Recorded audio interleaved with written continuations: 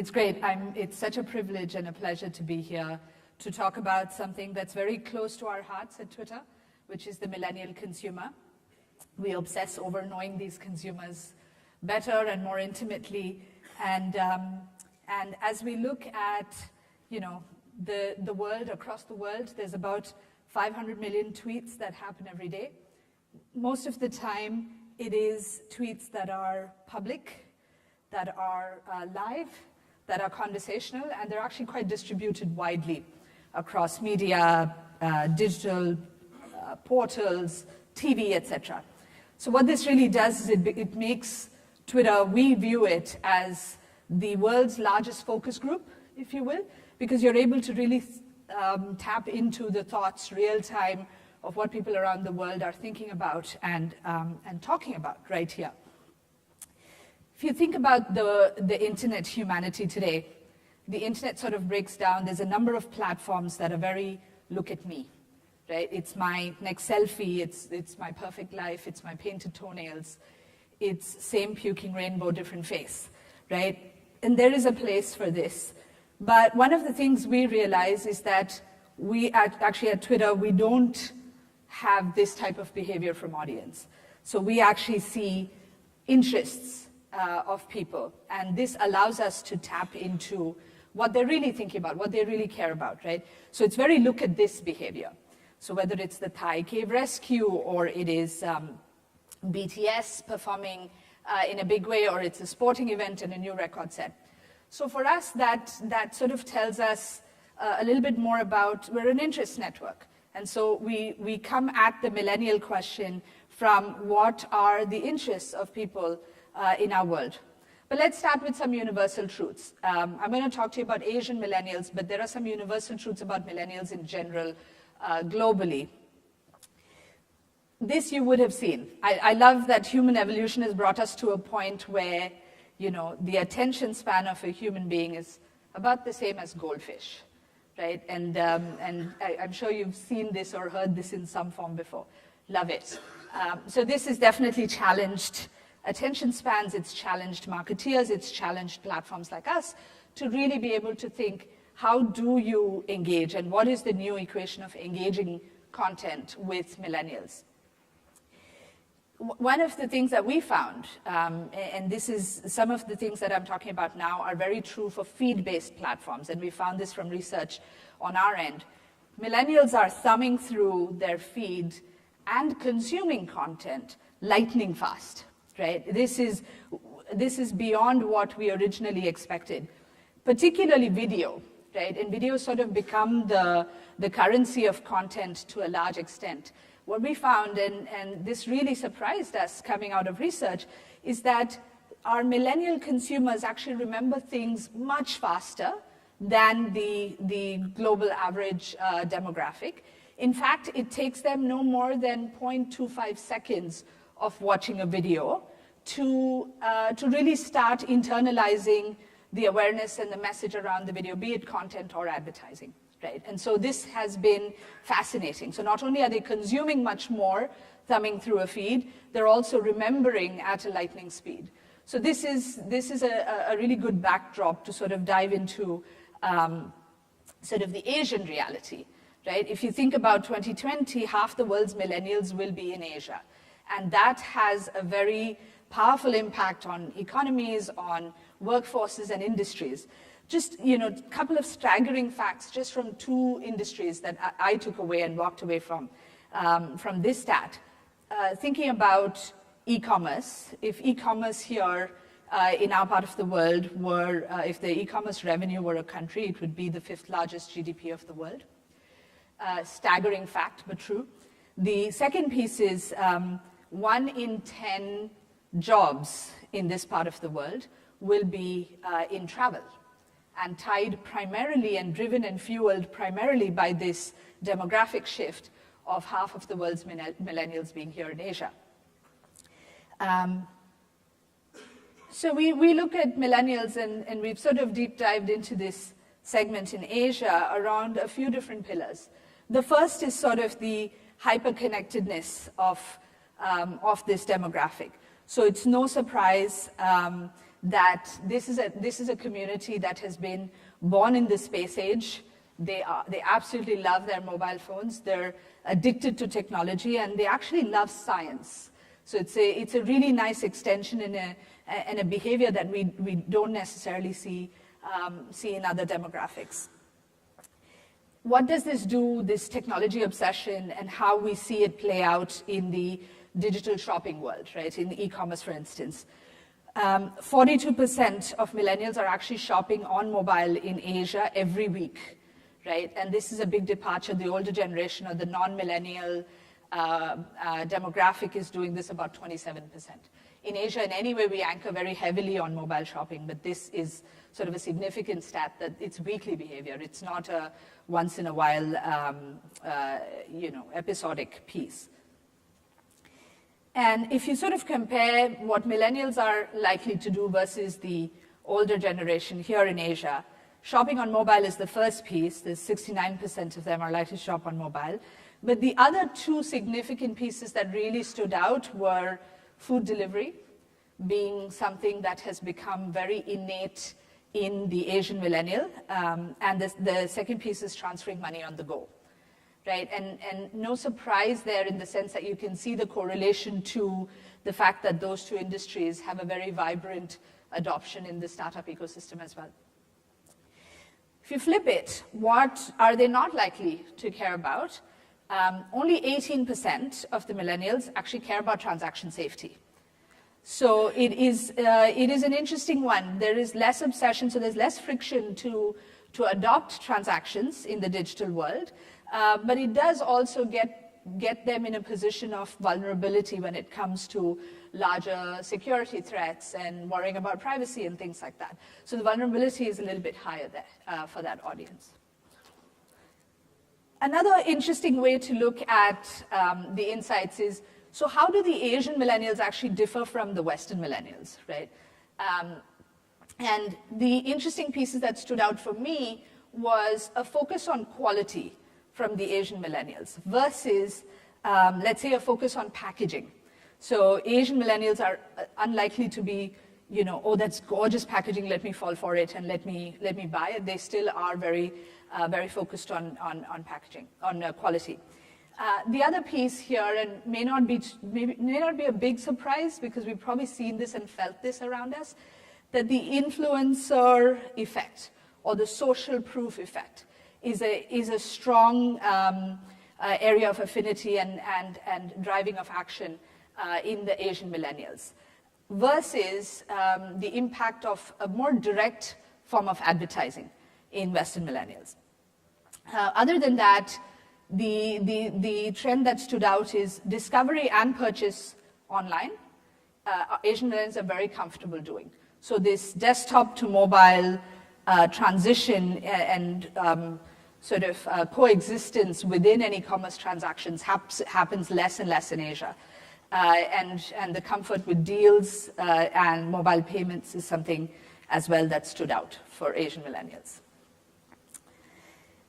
So no surprise, you have brands and marketeers like Paytm sort of really tapping into the fact that mobile payments is an opportunity and there's lack of hesitation around transaction, marketing to the millennial audience around emotions that they really care about, say freedom, right? And feeling of freedom is something that they've strongly invested in and connected as marketeers.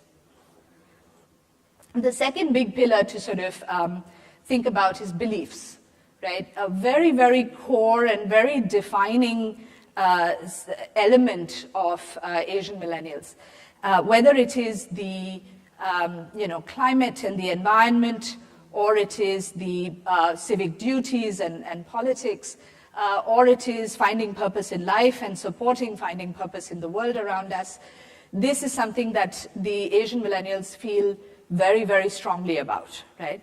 And also, these millennials actually are convinced and confident that they'll have a better life than their parents. Why is that? It's because they're actually doers. They're willing to do what it takes to drive change. So, we always call this demographic drivers, not passengers, right? And that also leads to the confidence that they will have a better life. Case in point, climate change affects, among many countries in the world, affects India and China in a massive way.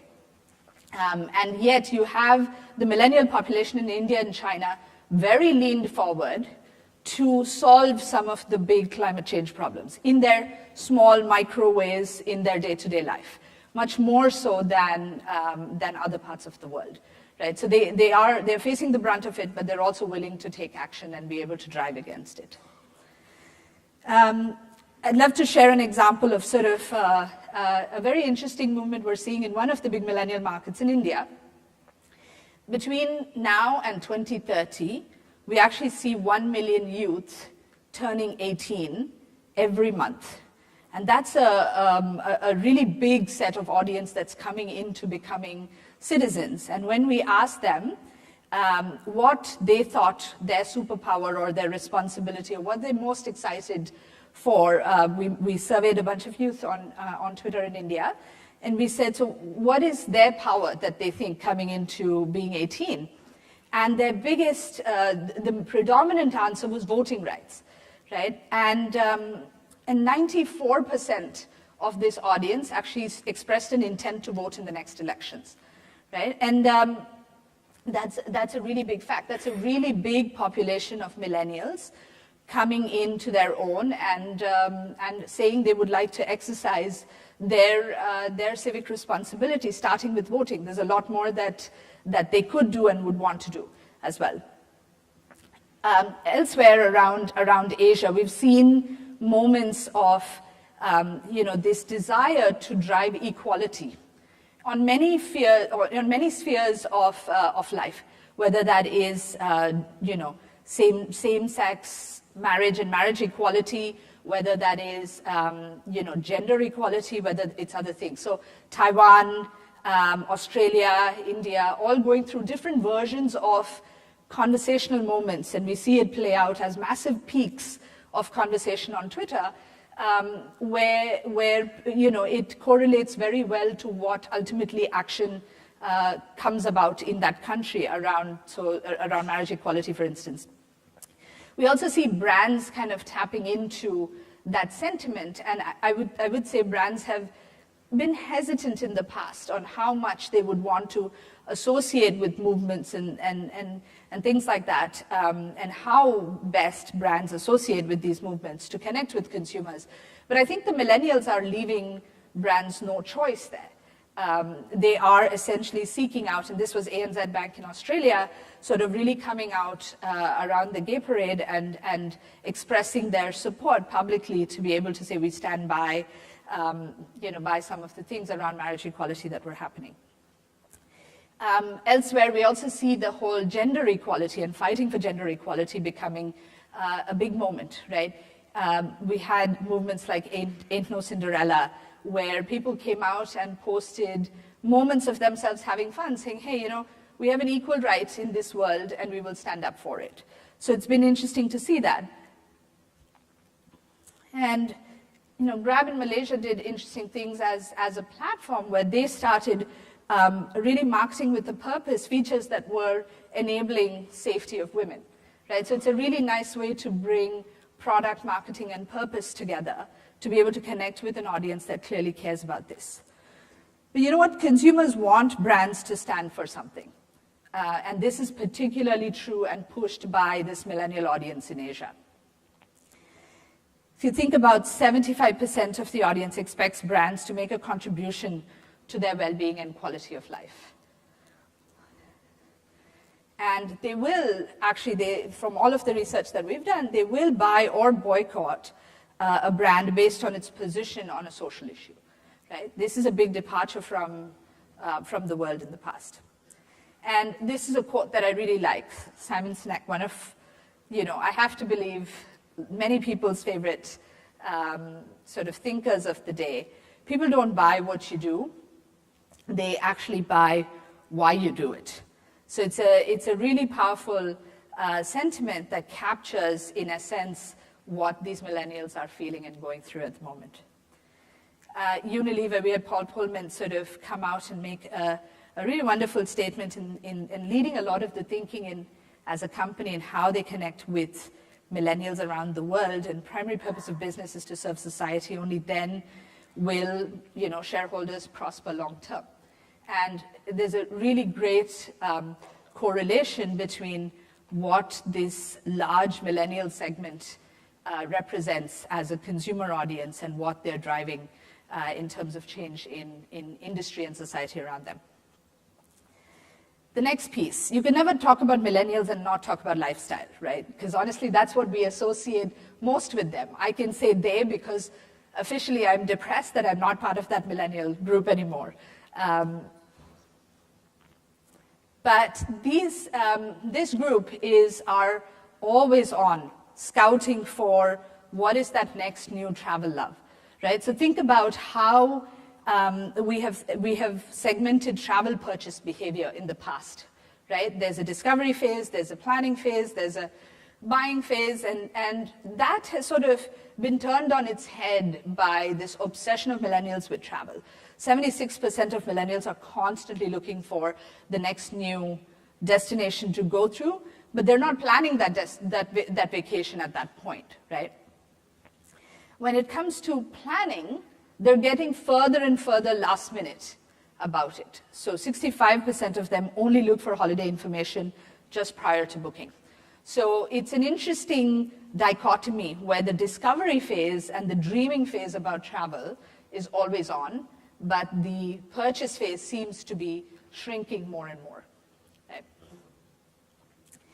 And they're always in the pursuit of the new. They're drawn to interesting attractions and events. So the feeling of, hey, going to an offbeat place that others haven't been so that I can talk about it and I can discover it for the first time authentically, or eating scorpions in Thailand, as one of our tweeters puts out there, is a very interesting one.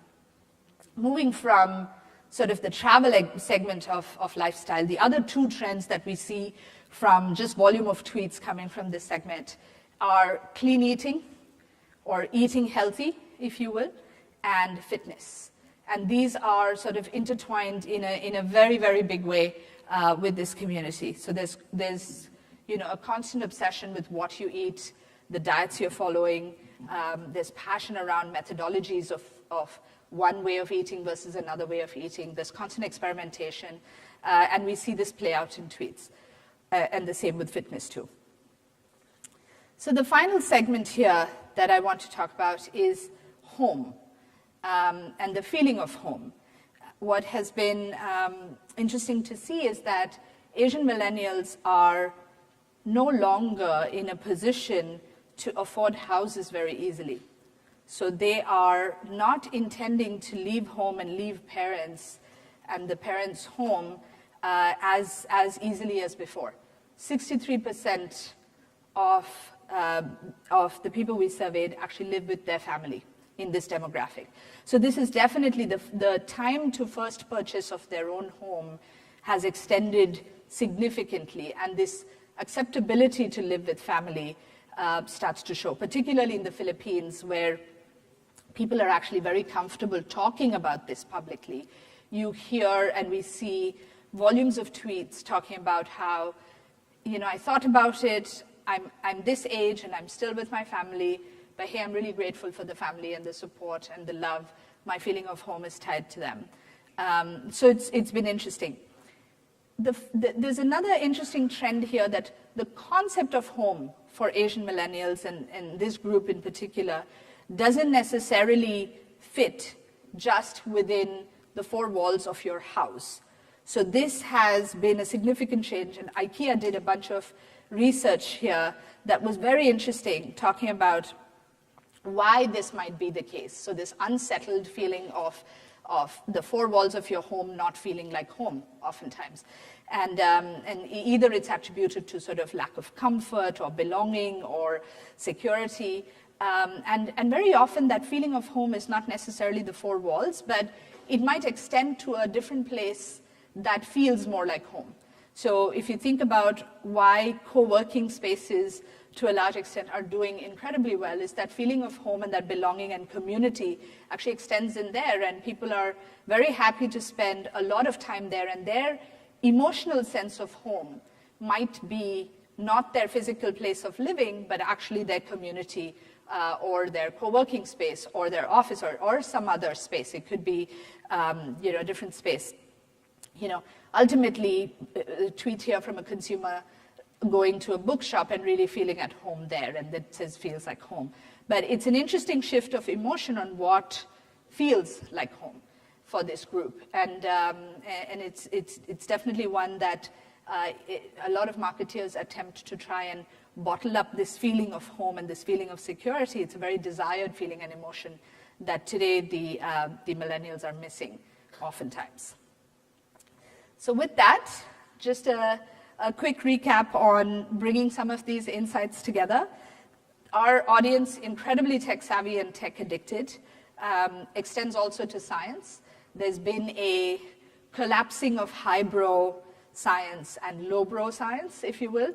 If you've seen content and videos, I consume tweets from these guys all the time, Mashable, Business Insider, you start to see science being broken down in mini videos and being consumed like that, and that's sort of the lowbrow science that millennials are sort of lapping up. This group, very, very, very clearly driven by purpose and equality.